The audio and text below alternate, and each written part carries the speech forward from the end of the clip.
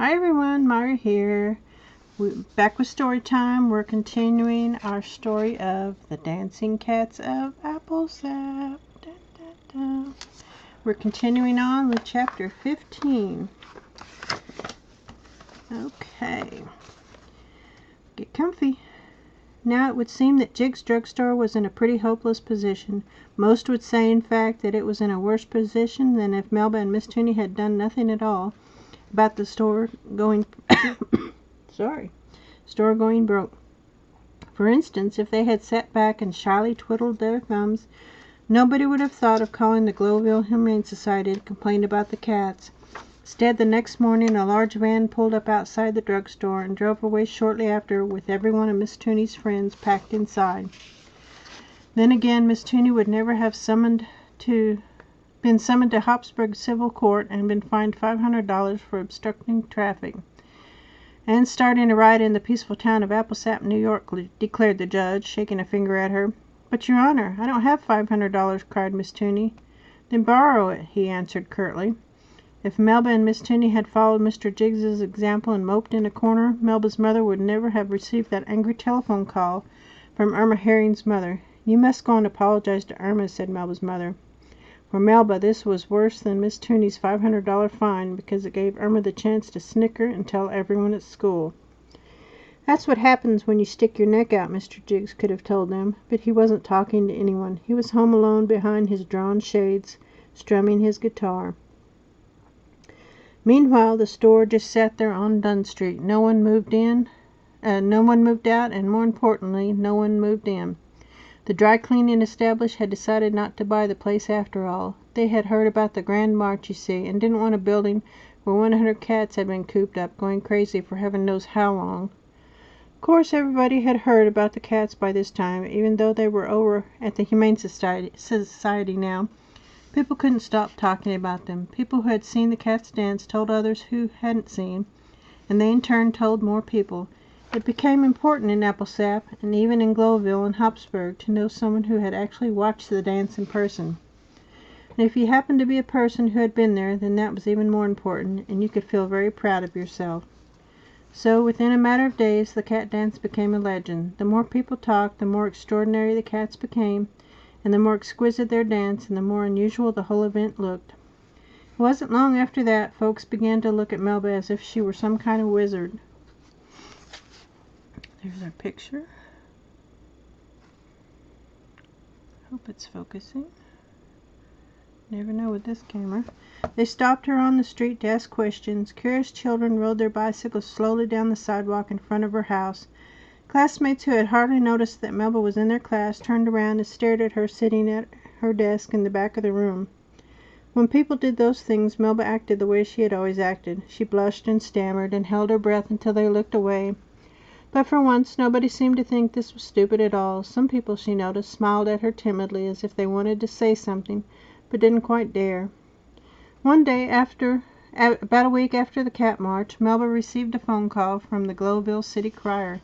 The who? Asked Melba in alarm. You know, the newspaper, hissed Victor, who had answered the call.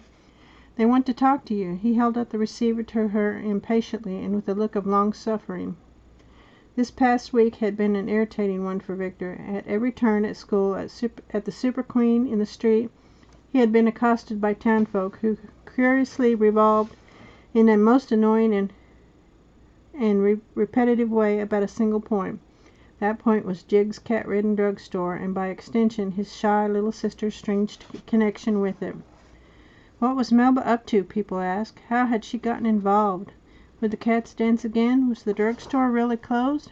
How should I know? Shouted Victor in exasperation, because more irritating still, he didn't know anything. Melba kept to her room. She wasn't talking. Am I supposed to be your press agent or something? Howled Victor through her closed door. Now he held the receiver out to her as if it were yet another deplorable insult.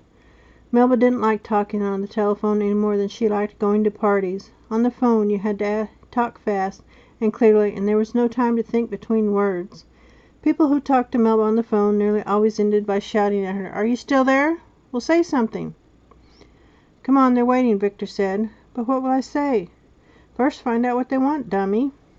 Melba grasped the receiver as if it were Victor's shotgun and said hello at about the same pitch a groundhog might have said it from a hiding place deep underground.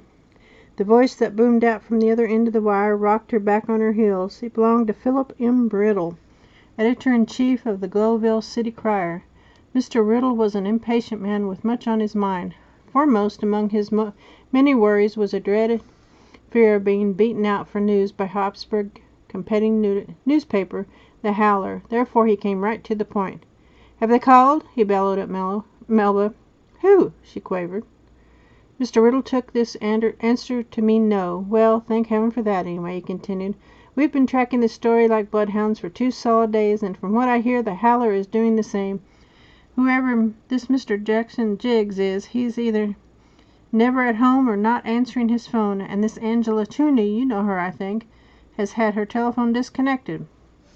Mr. Riddle shouted in great disgust. "Because of the $500 fine," Melba put in weakly. "She's broke." Mr. Riddle was unimpressed. "So it's come down to you, young lady," he went on, "and what I want to know is, when can you stage it again?" "Stage what again?" asked Melba, now feeling more amazed than frightened by Mr. Riddle's bellows. Sorry. Excuse me. "Why, the dance, of course. We've heard all about it. Everybody has. But a strange occurrence like that needs documentation. We want to run the story, but we'll need photos to prove that it happened, and since we weren't there the first time, naturally, we'll need a restage job." Mr. Riddle talked faster than anyone Melba had ever spoken to on or off the phone. By the time she hung up, he had covered so much ground in so few breaths that Melba was gasping herself. "Whew!" she exclaimed, sitting back in her chair. "What's up?" asked Victor. He had been slouching at the window, pretending an interest in the vegetable garden, where, further insult, not a hair of any groundhog had been visible for over a week. "Come on, tell," he complained. Melba sprang to her feet and made for the front door. "Great news!" she shouted. "I've got to go see Miss Tooney right away." A second later she was gone. Victor shrugged. He picked up his shotgun and wandered out to the field to kick a few early blooming daffodils. "Hold on a minute. What's all that noise?" "There is some sort of fight going on between Melba and the Guinness Book of World Records. Melba's yelling, and the Guinness Book well, what is the Guinness Book saying? Are they coming to Applesap or not?" Now Melba has hung up the phone and fought back in her chair, deep in thought. Her face has a beaten-up look on it. "They say they're not coming," she answers at last. "What?" "They say they're not interested." "But that's impossible. These cats are fantastic. Who has ever heard of a shy, nervous animal like a cat getting up to dance right out in public? Who's ever heard of 100 of them? It's a world record if there ever was one." "I told them that," said Melba, shrugging. "I said our cats were an inspiration to the world and a lot more important than someone who swallows 25 nails. When you look at someone swallowing 25 nails, all you think of is, how terrible. Will he live through it? But our cats, well, the way they dance makes people want to dance themselves. Their dancing makes you start thinking that maybe you can do things you never thought you'd be able to do. It's a miracle, but the sort of miracle that shows what is possible." "And what did the Guinness Book have to say about that?" Melba frowns. "They wanted to know how old I was, and when I told them 10, they cleared their throats and said they'd put my report on file. Then I got mad and said age had nothing to do with the cats, and they said yes it did, and then I yelled that they'd be missing something if they didn't come look. And they said no they wouldn't, and then I said how would they like it if I called up Ripley's Believe It or Not instead. They said well that was all right with them and hung up in my face." Poor Melba. That's the very thing she was afraid of. That's why she was nervous about calling in the first place. Melba shrugged again. "It's a funny thing, but now that the Guinness Book of World Records has actually hung up in my face, it isn't so bad as I thought. In fact," said Melba, brightening up, "it's not bad at all. Hey," she shouts, jumping up, "you know what? I'm not scared of them any more. It's the same as when I pinched Irma Herring's nose. I didn't care what anyone thought about me. I just knew I had to do it. Only with Irma the feeling didn't last. I was back to getting the jitters the very next day." "Now I think I'm on to something stronger," says Melba. "I guess it takes practice to figure out how to stand up for your rights. Do you know what I'm going to do now? I'm going to call the Guinness Book of World Records right back. This time I won't yell. I'll keep cool and keep on telling them why they should come out here and see the cats. And if they hung up again, I'll call them back. And just wait. This story's not over yet." Chapter 16. Miss Tooney had never been a rich woman. She lived in a small, faded house on a seedy side street in Applesap, about 20-minute walk from Jig's drugstore. On her soda fountain salary, she had managed to furnish her home comfortably, if sparsely, with second-hand furniture. To save money, she did not own a car or a television set or a clothes washer, but she had enough to pay her heating bills and her electric bills, and if she was careful, a little left over every month to put toward her garden. It was a small garden occupying a patch of ground in front of the house. In part of it she grew vegetables, which during the summer months saved on her grocery bill. But the larger section, the section Miss Tooney scrimped for every year, was given to flowers, a wonderful assortment which she purchased as seedlings in May from a local garden shop.